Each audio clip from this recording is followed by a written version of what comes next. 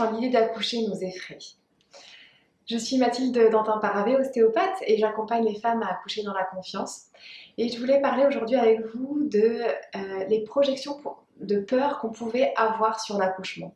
Quand en fait, on pense à notre accouchement et que ça nous crispe de partout parce que ça nous fait peur. Il y a quelque chose, parfois on ne sait pas forcément quoi, parfois ça peut être la douleur, parfois ça peut être aussi des peurs qui nous échappent, on sait un peu, c'est pas palpable, c'est diffus, on ne sait pas à quoi s'attendre, on a entendu parfois des mauvaises expériences d'autres personnes, de d'autres mamans, d'une sœur, d'une amie, et parfois aussi ça peut être des peurs vraiment viscérales, des peurs liées à la mort, des peurs liées à la séparation, des peurs liées à des douleurs très fortes, voilà, où on ne sait pas ce que notre corps va pouvoir faire. Alors déjà, ces peurs sont légitimes.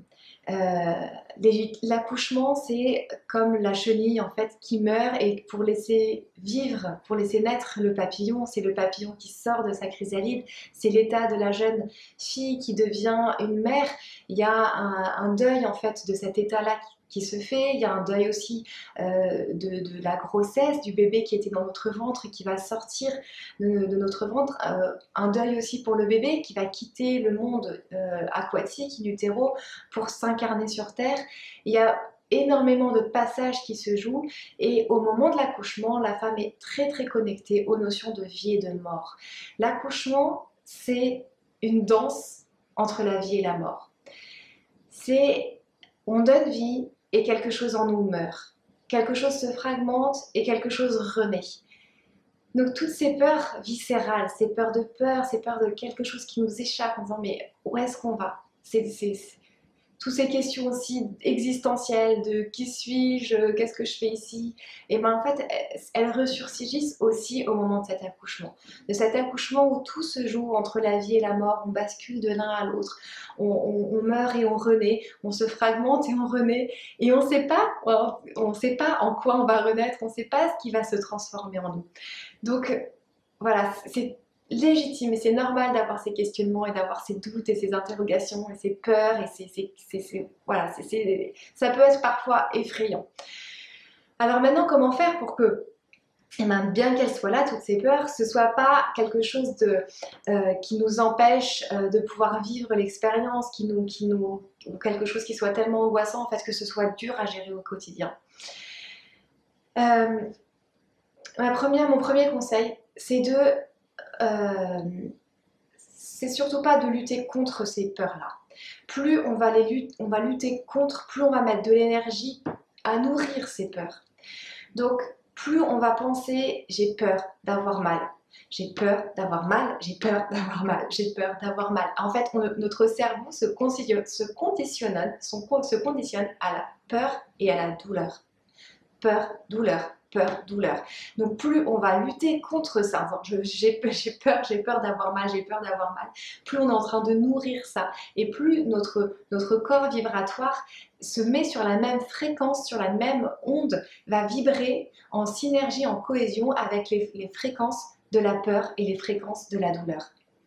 Donc elles sont là, ok, mais maintenant, comment transformer nos pensées et aussi notre manière d'être pour que on nourrisse davantage la confiance qu'on va avoir quand on va retrouver notre bébé, la joie qu'on peut avoir à l'idée de le serrer contre nous, à l'idée qu'il puisse téter la première fois le sein, à l'idée de pouvoir sentir son odeur, à l'idée de faire sa connaissance.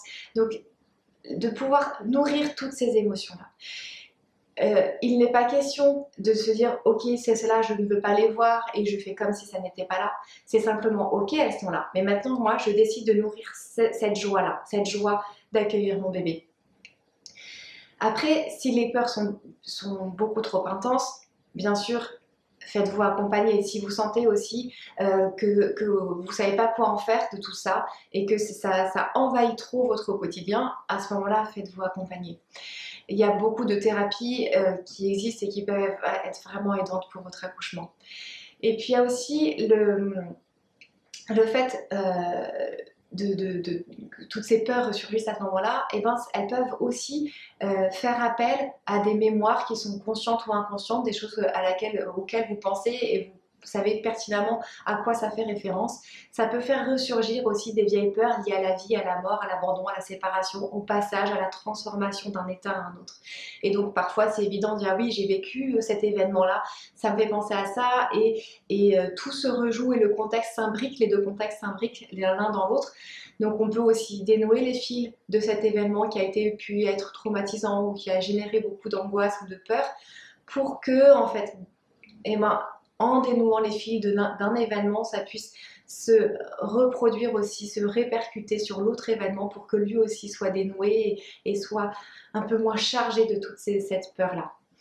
Parfois, ça peut être aussi des mémoires qui sont inconscientes d'événements, que ce soit pour nous des mémoires inconscientes dans notre vie ou des mémoires de notre famille ou des choses encore beaucoup plus anciennes. Et là, c'est des choses qui sont profondes, dont on n'a pas forcément conscience. Et donc, si vous sentez que c'est quelque chose de très ancré en vous, là aussi, faites-vous accompagner. Et c'est vraiment intéressant de voir que dans ces passages, dans ces moments de transition de vie, eh ben, des choses anciennes peuvent vraiment ressurgir et c'est l'occasion de venir les nettoyer aussi, de nettoyer, de purifier, ces événements-là nous sont resservis en fait pour qu'on puisse les dépasser, les transcender, les transformer.